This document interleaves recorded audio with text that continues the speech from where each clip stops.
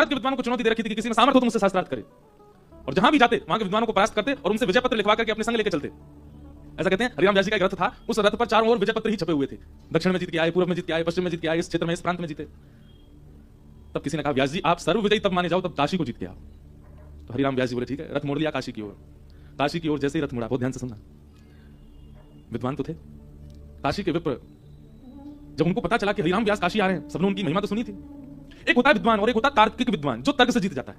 हरिराम व्यास जी तार्किक विद्वान थे, मतलब कैसे भी जीतना है। काशी के विद्वान सब विश्वनाथ भगवान के पास गए और कहा भगवान ये नगरी आपकी है, आप इसके रक्षक हैं, आप इसके स्वामी हैं। अगर यहां हरिराम व्यास आकर के हमें हरा जाते तो हमारी हार नहीं होगी, आपकी हार होगी। कृपा करके ब्राह्मणों की रक्षार्थ कुछ कीजिए।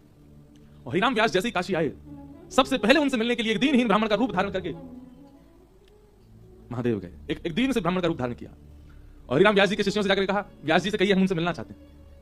भले ही दीन ब्राह्मण बन के गए पर ललाट का तेज बता रहा था कि अति विद्वान होगा कोई।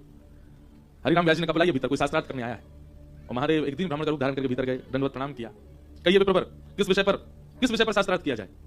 महादेव बोले हम तो अज्ञानी हैं, हम तो आपसे पराजय हो ही जाएंगे, हम अपनी पराजय स्वीकार कर रहे हैं। पहले आपको विजय पत्र चाहिए, हम लिख के अभी दे रहे हैं आपको, हम अपनी हार स्वीकार करते हैं, पर हमारा एक प्रश्न है, उसका उत्तर आपसे जानना चाहते हैं, एक संशय है।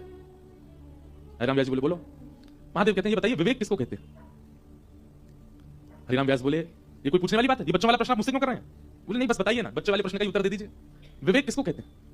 हरिराम व्यास जी बोले सही गलत की पहचान को विवेक कहते हैं, सद और असद का ज्ञान जिसको हो जाए उस व्यक्ति को विवेक ही कहा जाता है।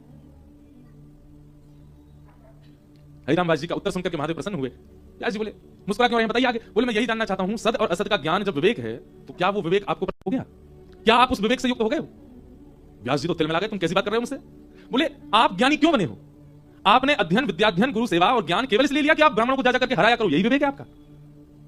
इस ज्ञान से 4 लोगों का भला हो ये तो किया नहीं आपने, बल्कि 10 घरों में एक समय के चूल्हे बंद करवा दिया आपने उनको हरा करके, यही विवेक है आपका।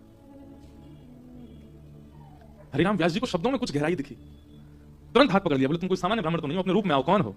आहा इतने में चिदानंद रूप शिवोहम शिव, महादेव प्रकट हो गए, पंचवक्रम त्रिनेत्रम, चरणों में प्रणाम किया।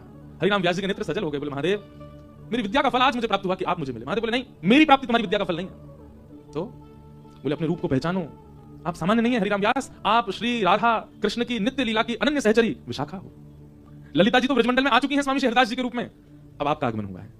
अपने विद्या से अपने ज्ञान से लोगों को परास्त मत करो, लोगों को दुखी मत करो, उस अनन्य रस का बखान करो जिस रस को वृंदावन में प्रकट किया है किशोरी जी ने। आप विशाखा हो, अभी इसी वक्त वृंदावन की ओर चले जाइए और वहां जाकर के उस नित्य लीला का रसिक जनों के लिए गान करना प्रारंभ कीजिए।